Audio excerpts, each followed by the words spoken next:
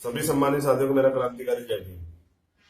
साथियों, आज कुछ लोग एडवोकेट चंद्रशेखर आजाद और भीम आर्मी के बारे में कुछ दुष्प्रचार कर रहे हैं। कोई कह रहा है कि 50 लाख रुपए खाते में आ गए, कोई कह रहा है कि नक्सली कनेक्शन है, कोई कह रहा है आतंकवादी कनेक्शन है, कोई कह रहा है कि किसी राजनीतिक पार्टी से जुड़े हुए हैं, कोई कुछ कह रहा है कोई आरएसएस का एजेंट बना है। मैं बता देना चाहता हूं, मैं आरएसएस का एजेंट हूं या किसी चीज का एजेंट हूं ये तो मुझे पता नहीं, लेकिन मैं अपनी समाज का एजेंट जरूर हूं। मेरी कौम पे जब भी शोषण होगा, ना भीम आर्मी चुप रहेगी, ना इस समाज के युवा चुप रहेंगे, ना एडवोकेट चंद्रशेखर आजाद चुप रहेगा। आज कुछ मजबूरियां हैं कि प्रशासन ने मेरे खिलाफ बहुत बड़ी तैयारी की है, कुछ मजबूरियां हैं कि मैं अलग हूं, लेकिन ऐसा नहीं कि हम लोग काम नहीं कर रहे हैं। कुछ लोग जिस तरह की बातें कर रहे हैं कि 23 तारीख में घटना, 23 तारीख में भीम आर्मी की पूरी टीम वहां लगी हुई थी। जो लोग जेल में है उनसे भी मिलने के लिए पूरी टीम लगा दी गई है, जो उनके परिवार के लिए भी आर्थिक मदद के लिए टीम लगा दी गई है। सब लोग अपनी जगह काम कर रहे हैं, उनकी सब लोगों की बेल भी डलवा दी गई है। लेकिन आज इस मिशन को, इस जो बड़ी मुश्किल से कारवा यहां तक आया, इसको चलाने के लिए भीम आर्मी को और एडवोकेट चंद्रशेखर आजाद को अपनी कौम की जरूरत है। मुझे कोई राजनीति नहीं करनी।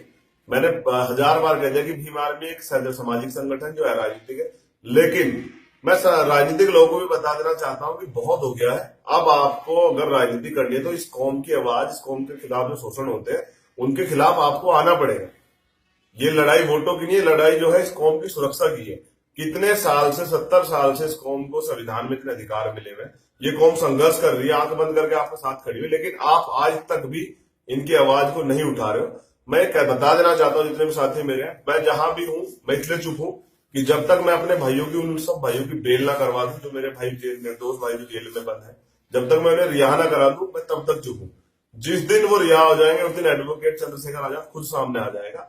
और सवाल ये है कि प्रशासन की तो तैयारी है और विपक्ष के लोग भी तैयार है, दुश्मन भी पूरा मजबूत है, लेकिन हमारे लोगों को गुमराह करने में कोई कमी नहीं छोड़ रहा। मैं इतना कहना चाहता हूं कि इतने दिनों से आप लोगों को विश्वास करते हैं, आज अपना आपका भाई, आपकी कौम का, आपका दोस्त, आपका बेटा, आपका बच्चा ये आपसे उम्मीद करता है कि इस लड़ाई में, इस संघर्ष में मेरा साथ दे।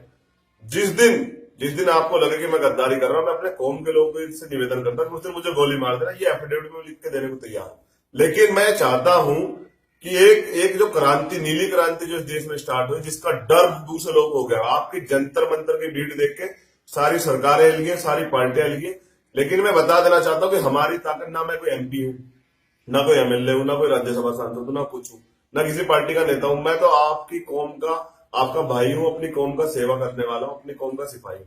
लेकिन